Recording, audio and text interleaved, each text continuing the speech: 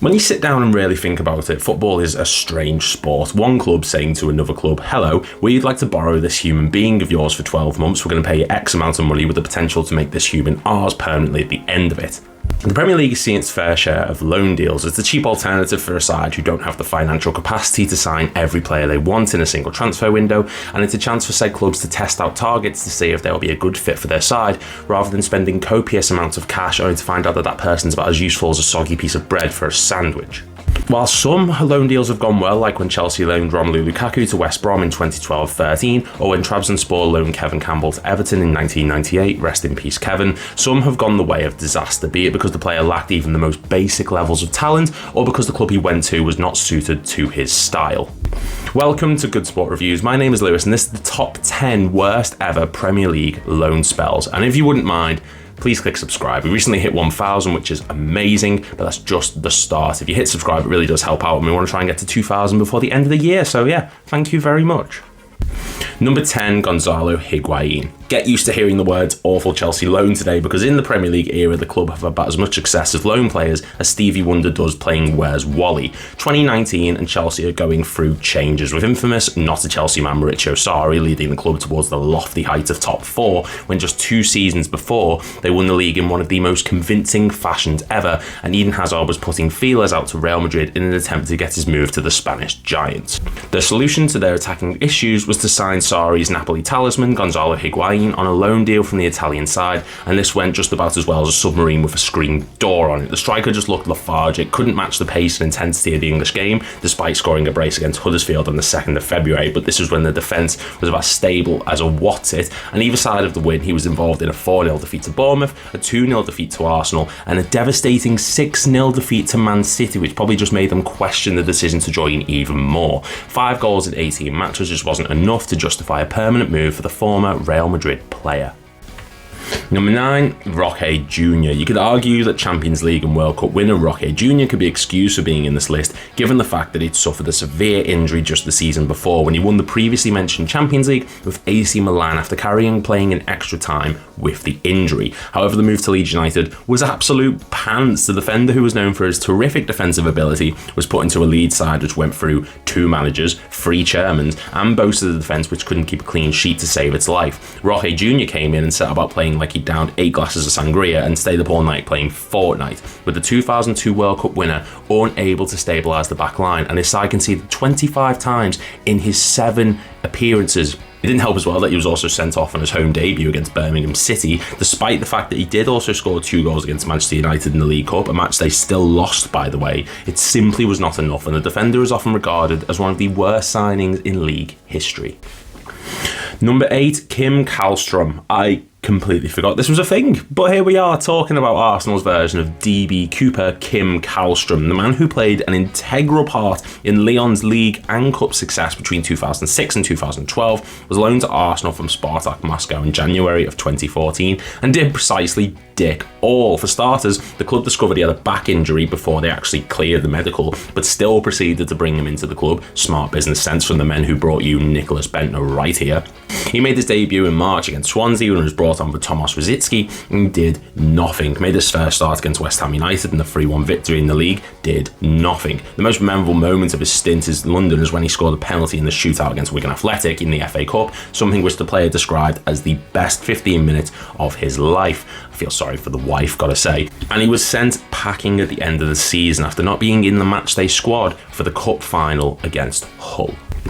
Number 7, Alex Pato. Right, if you said to any striker, would you be happy with a goal every other game, they'd probably sell their firstborn for the opportunity. But when that record is achieved because you've only played 2 games and scored a penalty in 1 of them, it's safe to assume that you didn't live up to that record. Alexandre Pato was signed by Chelsea on loan, strike 2 by the way, Chelsea, in January of 2016, but didn't make his debut until the 2nd of April when he came on to replace Loic Remy, who went down with an injury. He won and scored a penalty in that match and became only the 6th Brazilian to score in his debut in the Premier League. But despite this moment, he did absolutely nothing, and only after playing 1 more match was he sent back to Corinthians when his loan expired. He's low on the list because the loan move was inoffensive, as it's hard to do a lot wrong in 2 appearances, Or is it? Number 6, Andy Goram. There's something really satisfying about seeing Sir Alex Ferguson get things wrong. It's like watching Superman bleed, just makes him seem weak and you seem strong. I'm not sure where I'm going with this, but Andy Goram was well respected up in Scotland during his time at Rangers and Hibernian, but he never made the big jump to a top side outside of Scotland. That was until in 2001 when Man United had an incredible injury crisis, meaning they had no fit goalkeepers in their side and had to resort to signing the Scotland legend on an emergency loan for the remainder of the season. The move was doomed from the start, with the goalkeeper thinking it was a prank when Sir Alex Ferguson actually called him. I can't blame him. If I was in the twilight of my career and Sir Alex Ferguson called me, I'd think the exact same thing. He played twice for the club, the first of which came the day after his 37th birthday against Coventry side, who put two past the man Sir Alex Ferguson described as a fat bastard, and he was subbed off in the 66th minute. A lack of respect around the club. A performance is so bad that the manager said it's a good thing they signed him after they won the league, made it so that the move was never permanent. Shock, horror. Number 5, Denis Suarez. When you think of Suarez at Barcelona, your mind instantly goes to one of the greatest strikers of this generation. But when you think of Denis Suarez at Arsenal, you think of a turd in a paper bag that's been lit on fire and thrown through your living room window. And one of these things is more welcome in my life than the other. I'll let you be the judge of which it is. January 2019, and Arsenal were needing a midfield player. Depth was clearly low. Players like Mohamed El Neni and Maitland-Niles just weren't cutting it. And their solution was to sign Denis Suarez on loan for 2.1 million, despite the fact that his form at Barcelona had just been the pit since he re-signed for them. He managed just 67 minutes of Premier League action, with the highlight of his time there being, no joke, a single short pass he made in one game, and he picked up an injury which kept him out of the side for the remainder of the season. And if you want a true testament to how little he did at Arsenal, this is his entry on Wikipedia about the loan move. Says it all, doesn't it? Number 4, Steven Caulker. This actually happened.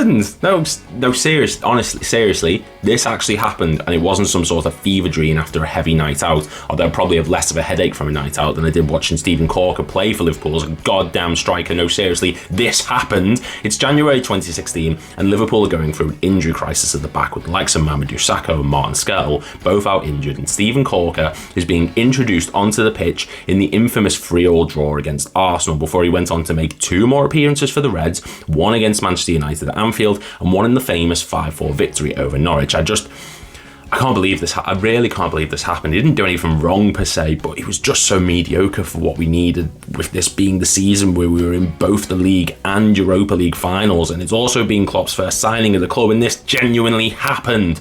Number 3, Radamel Falcao. Third time the charm for Chelsea, is it?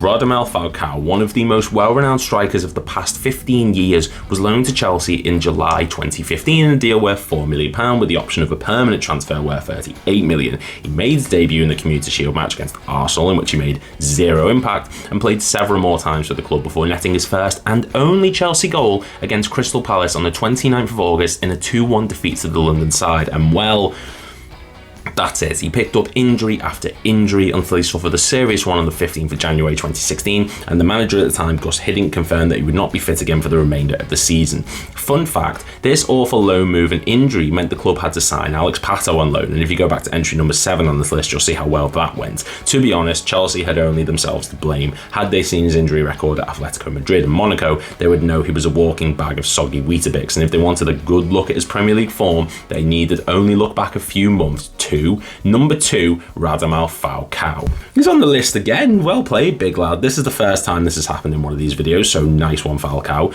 There is so much to unpack in this entry, it's like Christmas morning, so I'll try my best. On deadline day of the summer transfer window 2014, Manchester United under new manager Louis van Gaal signed the Monaco striker on a loan deal worth £6 million with the option to sign him for 43.5, with him also on a wage of £265,000 a week. The move had everyone excited, but those excited shrieks soon died down to awkward noise, with the striker struggling against even the most basic of teams in the league.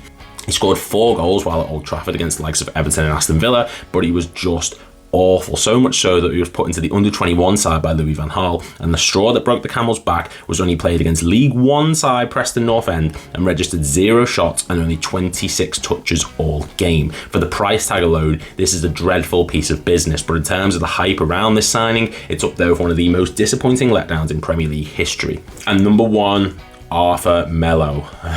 Now, we find ourselves here the end of the road, like a trip to Alton Towers, if you were to get there and be told by the staff that you had to pay £3.8 million to enter and you only get 13 minutes to ride the rides. The summer of 2022 was a rough one for Liverpool fans, with everyone except the club able to see that the midfielder was aging quicker than a pint of milk in the sun and lacked mobility, which was a key part of Jurgen Klopp's play style. The likes of Jordan Henderson and James Milner will run ragged after going for the quadruple the season before, and Naby Keita and Oxlade-Chamberlain were about as stable as a Lego house in an earthquake. The solution was to sign another injury-prone player on deadline day in Arthur Melo, and see him play just 13 minutes, not even in the Premier League, but in the Champions League, where he came back from injury and then went off with an injury. I know I should go into more detail, but there's all to say. Here are some things that last longer than Arthur's Liverpool game time: Iron Maiden's Rhyme of the Ancient Mariner, an episode of Friends, or the time in between halves in a football match, for the love of all that is good and pure. And that's our list. If you're new around here, please make sure to hit like and subscribe. We want to try and get to 2,000 by the end of next year, and let me know in the comments down below any players do you think I've missed. Thank you very much for watching, and I will see you all in the next video.